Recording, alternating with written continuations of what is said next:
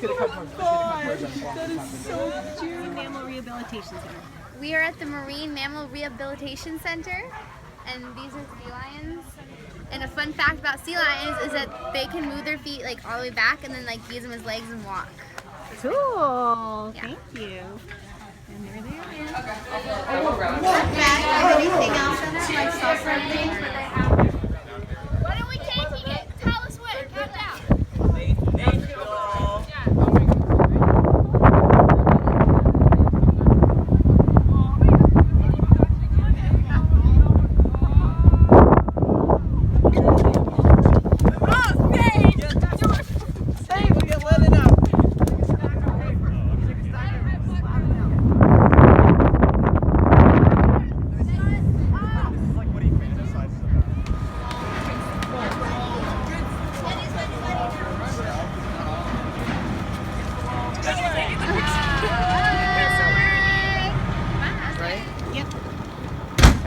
There wasn't anything else I think needed to go in his car.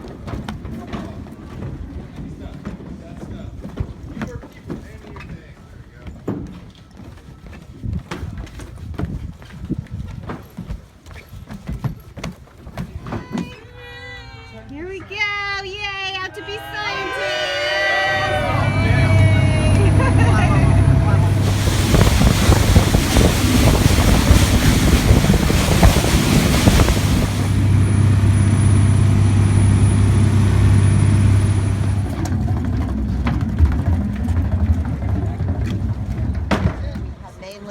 College students here and research scientists, so it's not open to the public. So it really is kind of special to be able to come here. We have worked over the last few years to have young people be able to come, because when I started a while back, they couldn't come. So it's kind of it's a wonderful privilege and it's a responsibility. So we want to make sure that the behavior, which I'm not worried about at all, I just want to be clear. Once you get those, we'll have you get wetsuits so that you can put them on halfway. And we're going to do a little bit of fish orientation so you have a chance to ID some of the fish, hopefully, that you'll see in the water, right? So first I'm going to start with mass snorkel fins. How many of you have snorkeled before? I went in. I want to go see if it works.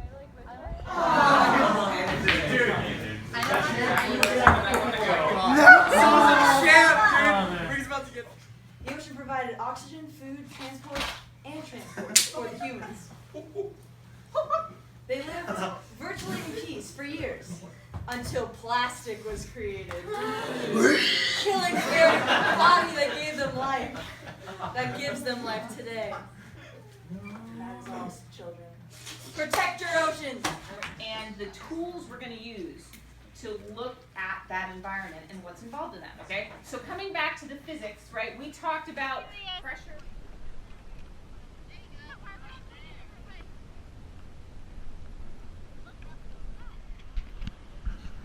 I'm gonna get close. Squeeze me, squeeze me. Everybody make it like it's one of those old times.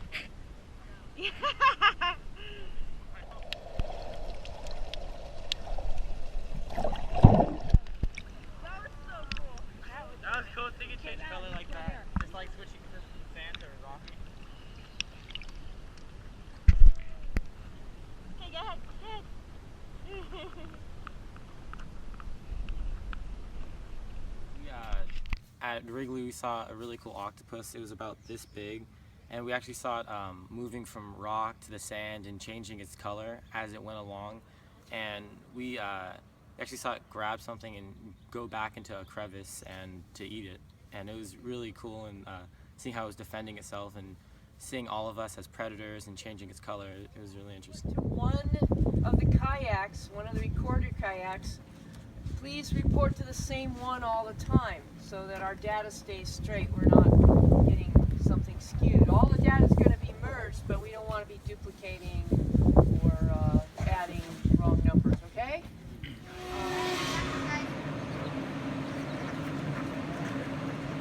It's not like squeaky stuff. Yep. This is easier. I just do it like that. It might be hard.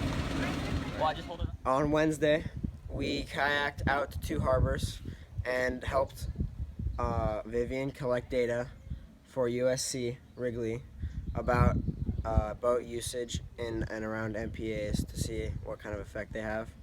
And so that was pretty cool. Air control. Like backfield is all slimy. That's also yours, Brick. It's my own. I was about to start.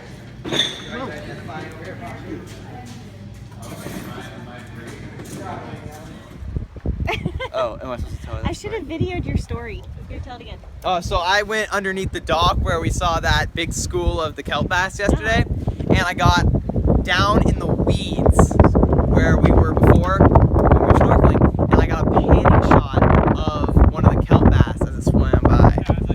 Super cool. So on the first day, we studied the challenges of like how to study stuff underwater, what makes that difficult. And we tried to build ROVs, which are remote operated vehicles.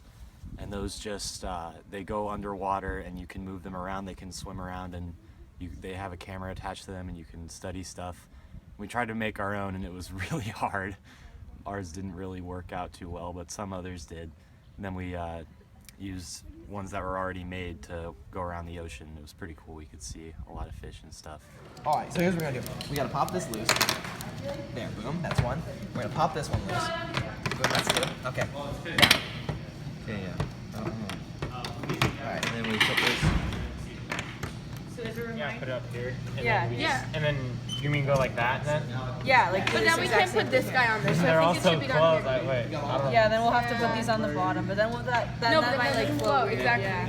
Well, we can put one on each side. We can put a connection in the middle for that one, and then put these on We each have to make side. sure that they're not too close that they hit Yeah, that's each what I other. was saying. Descending. We're going down. All right, here we go. It's working. All right, now, where's the white one? There it goes. There it goes. Hard with the controls. There we go. There we go. There we go. It's down. Alright. It's down. It's down. Now we can use this one to move side to side. Okay, there it goes. It's working. It's working so far. Using the controls in tandem is the only way to keep this thing stable. Oh, down. Down. There. We got it. We, I don't. Dude, I made it look like a biplane. You had like a spider almost. Yeah.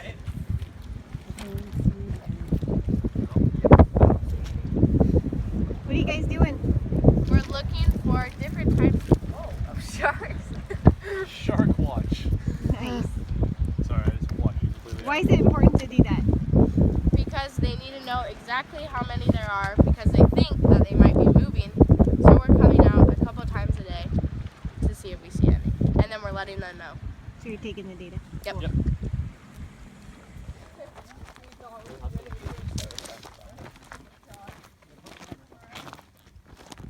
Oh, that side? Oh my god. You could like spy on people with that. That's amazing. I'm there. I can't see you. You're downhill.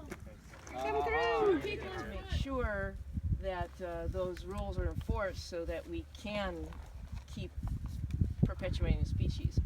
I mean, we're at the depletion level of so many species right now. I mean, especially finfish are over harvested, and so now what they're doing is looking at more species. This happened with something called orange ruffy, which until they just did their studies. You guys use this food for the kitchen or is it like for experiment? We can use this as food, so employees can goldfish. So basically sustainable seafood source.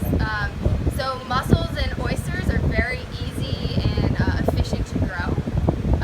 And so there's actually the Catalina Sea Ranch program is getting started. It's going to be an offshore aquaculture program. It's the first of its kind in California.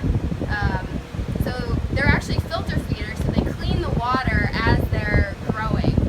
So it's a very efficient, sustainable seafood source. Start with the greenhouse and then if I need to I can go to the blue house. So on Wednesday we visited this greenhouse, which wasn't a regular greenhouse. It was one where the plants fed the fish and the fish fed the plants in this symbiotic relationship. And they were believing that that would help combat world hunger because you would be able to grow fish and grow plants at the same time. And then right next to it was a blue house where they were able to grow and spawn oysters and clams and all these different things. And it was able to clean the water and feed people at the same time, which I thought was really cool. And so that's the part that people eat. So if you go to a sushi bar and eat uni, you're eating sea urchin roe. Probably from our moving. Oh, place. that's I love the so stickers on this thing. cool. Yeah. Are you anti? No? I thought your kids were Let's see what's Hold on, you guys. Where's Sienna and Wagner, you guys have to They're get, wrangling fish. get your quadrant. Let's put our quadrant right there. It's okay. Close enough. I see a bunch of plankton and a couple of fights between organisms. The hairs and what he uses to defend himself. That's a jelly. And to prevent himself from sinking. So that's a jelly. This is probably Obelia. Obelia. So one hand there and then one on that. And just let it pay out as you walk forward. Okay? There you go. Perfect. And you can go all the way to the end of this first floating dock. Hi, pretty. Hi, pretty girl. Yeah, you can look at it and try. Okay. My biggest thing scientific-wise that we did was definitely the work on bioluminescence and biofluorescence. I thought it was really interesting how there's like a whole hidden world behind the scenes that only the animals can see and we're beginning to tap into with our technology. And it was really cool to see it firsthand during the night snorkel, getting to wave around and see all the little sparkles in the water. It was magical. Side chain. It's kind of hanging out. And that side chain is cut in different ways. And that is a chemical structure of a steroid, of a basic steroid, and just the groups move around a little bit. I'm not sure how much chemistry you've had. Oh, well, just like the little interviews we did and how, you know, like the one lady, she based her entire career off of gobies and their stress levels. And well, I thought that was really interesting that you can pick like one small thing in the ocean, in the marine field, and just base your entire career off of it.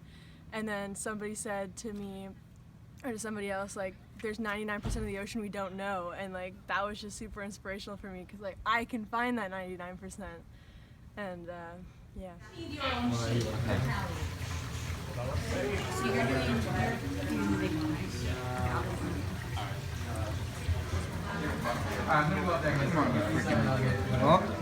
Learned about the goby fish, which are little fish that can change sex.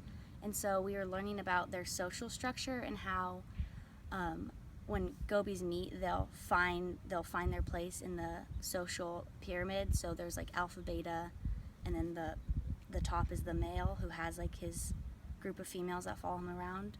But the interesting thing is that if 2 females or 3 meet, they'll confront each other and they'll find out, or they'll like kind of confront each other until they decide who's the alpha. And then that one will actually change into a male and be the top of the pyramid. And then we did an experiment where we wanted to see how long it took for the gobies to establish dominance. So we tested 2 fish in pairs and we saw how long it took for one of them to like confront the other and then to displace the other. So it would like swim up, and then if the other moved, then it was displacing it. And we found that after about the first 5 minutes of them interacting, they'd already established their social dominance, and that was pretty cool because it's kind of insane to see like something like that work in nature so flawlessly and so perfectly, and it was just really interesting. It's not being used. Can you use it out of the island? And then, oh yeah. So that being said, we can also treat something called carbon monoxide poisoning if there's no other injuries that are compromising it. So we went to see the hyperbaric chamber, and like what it does basically is it like takes divers that like have diving injuries back down to like a lower pressure, so they could like take the nitrogen out of their blood and it'll clear the bubbles. Mm-hmm. And it was pretty cool. Out of that burrow, write it down on your sheets because this will go into your logs and your journals and whatever. And then you're going to take this core. See a lot of them at the entrances to their burrows.